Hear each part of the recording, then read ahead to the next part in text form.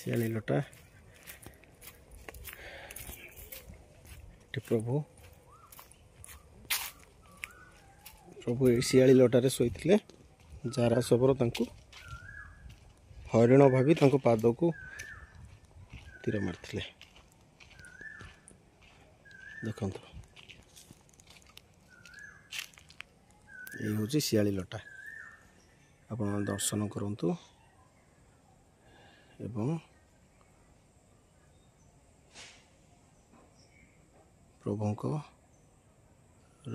ଯେଉଁ ଲୀଳା ଖେଳା ଏଇଟା ବାସ୍ତବିକ। ତ ଆଜି ଆମେ ଆସିଲା ପରେ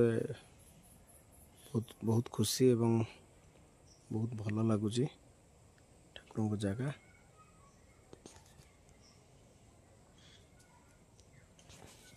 ଶିଆଳି ଲଟା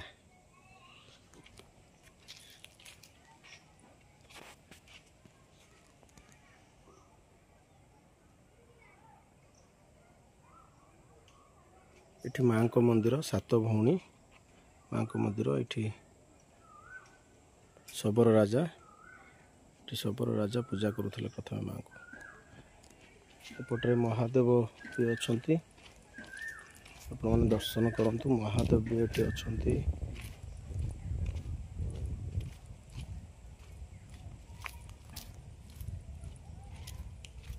ଏଠି ମହାଦେବ ବି ଅଛନ୍ତି। ଏଠି ପ୍ରଭୁ ପୂଜା ପାଉଛନ୍ତି। ଏଠି ଏଇ ଯେଉଁ ଜାଗାଟା ଦେଖନ୍ତୁ, ଇଏ ହେଉଛନ୍ତି ପ୍ରଭୁ। ଏଠି 7-8 ପ୍ରକାର ନାଗ ବାସ କରନ୍ତି, ଯାହା ଆମେ ବାବାଙ୍କ ଠାରୁ ଶୁଣିଲୁ। ଖୁବ୍ ଆନନ୍ଦ ଜାଗା। ସେ କିଛି କହିଲେନି, କହିଲେ ଏଇ ଜାଗା ବିଷୟରେ ଟିକେ ମୁଁ କିଛି କହିବିନି, ଆମର ଗୁପ୍ତ କଥା, ତ କହିଲେନି।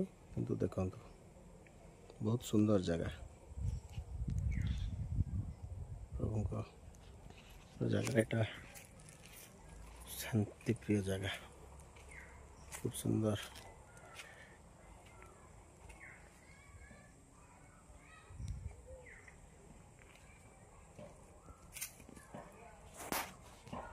ଦେଖନ୍ତୁ ଗଛଟା ଦେଖନ୍ତୁ, କେତେ ମାନେ ପୁରୁଣା ଗଛ। ଦେଖନ୍ତୁ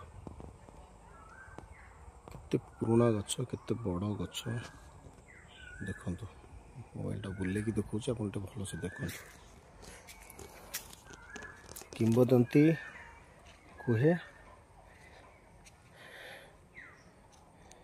ଏଇ ଯେଉଁ ଶିଆଳି ଲଟା ଅଛି, ଏଇ ଶିଆଳି ଲଟାରେ ମହାପ୍ରଭୁ ଶ୍ରୀକୃଷ୍ଣ ଏଇଠି ବିଶ୍ରାମ କରୁଥିବା ସମୟରେ ଜାରା ଶବର ଏଇଠି ତାଙ୍କୁ ହରିଣ, ତାଙ୍କ ପାଦକୁ ହରିଣର କାନ ଭାବିକିରି ସେଇଠି ତୀର ମାରିଥିଲେ ଏବଂ ପରେ ଦେଖିଥିଲେ କି ପ୍ରଭୁଙ୍କ ପାଦରେ ସେଇଟା ଲାଗିଛି ବୋଲି।